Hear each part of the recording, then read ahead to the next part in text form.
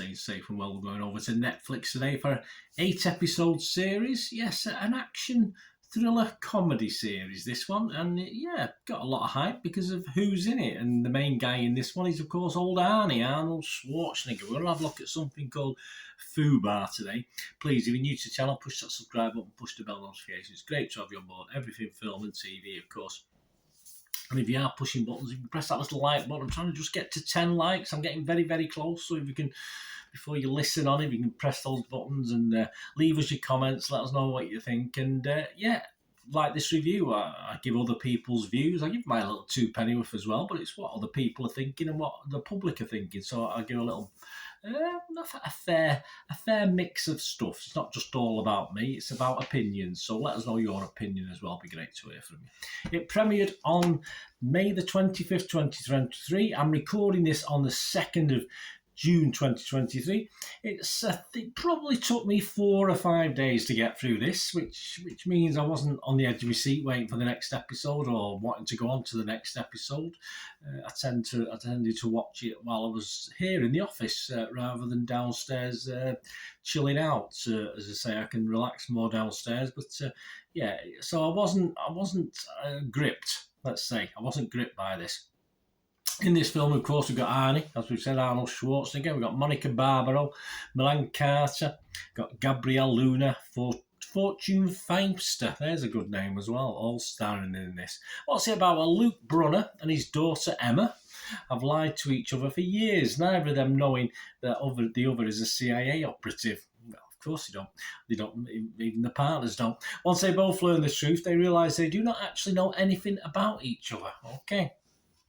Rotten Tomatoes audience, what do they think? Well, they like it. They like it. The public is generally positive on this. I class myself as part of the positive, and I'm a bit mixed, unfortunately, for me. But personally, Rotten Tomatoes audience, 71% positivity. It scores 3.8 out of 5. That's fine. Then you go over to Internet Movie Database, over 11,000 scores and reviews, 6.5 out of 10. So I expect that to come down perhaps a little bit, but that's good enough. That's okay. It's a straight-to-streaming series on Netflix. I'll take that every day of the week. What about the critics? What do they think? Well, they're not as enamoured as the public, so it probably doesn't matter, but I think it does because I think they've got some interesting points to make. Rotten Tomatoes, just a 50% approval rating of this. So of 50 critics, 25 give it fresh and 25 give it rotten. So straight down the middle, it averages 5.4 out of 10. Anita Singh, nice Anita from the Daily Telegraph here in the UK, said FUBAR falls in the category of not great, but a great deal of fun. Now, she classed it as rotten, but she still said it was fun, so it wasn't really rotten, was it? I think the fun was mostly had by the cast and crew, but it did make me laugh. One significant part, I think it's episode 3 or 4, I will tell you, spoiler alert, it's where obviously they go to see a psychoanalyst, a psychiatrist, and he gets puppets out for them. And obviously they imitate each other with these puppets so they can talk to each other. I must admit, it did make me smile, it did make me laugh, but really, most of the humour sort of missed the mark for me. John Nugent from Empire Magazine, he was really rotten on this. He says, Arnie's first live-action TV series looks to ape True Lies, but lands closer to Jingle All the Way. Nothing wrong with Jingle All the Way. If Jingle All the Way was 8 hours long, a genuine slog to get through. Yeah, I don't disagree with that. As I said, it was something I could do other things. While I was watching it, I could type a script for something else or a match report on my football vlog or something like that. So there you go. I did like Jingle All the Way. This isn't a gift for Christmas, so that's for sure. Stuart Jeffries from The Guardian, he was fresh on it. He said, yet again, old Arnie shows the viewer that he's chiefly comedian. Nothing wrong with that. Nothing wrong with that at all. And I think that's what most of his roles are these days. He's in his 70s, the poor lad. The website's consensus with jokes that fall flat. They generally do. And the story that borrows liberally from star Arnold Schwarzenegger's early career triumphs. I think he's getting a True Lies there. FUBAR is just okay. I agree. Metacritic, the other critic site, they use an average and they got to 48 out of 100, so not brilliant. That's based on 25 critics. 5 were positive, 15 mixed and 5 negative, and it scored anywhere between 10 out of 100 and 87 out of 100.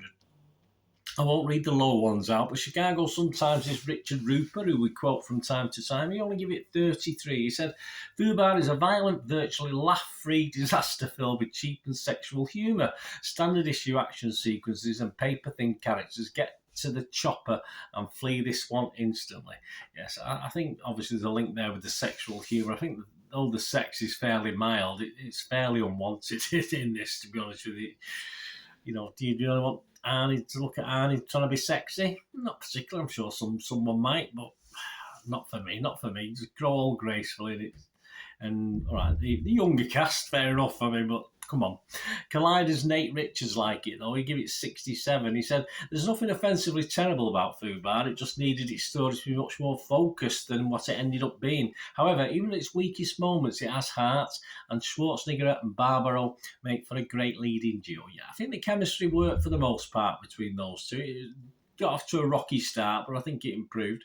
I thought the storylines were generally just average to poor, unfortunately, which sort of brought the whole thing down for me.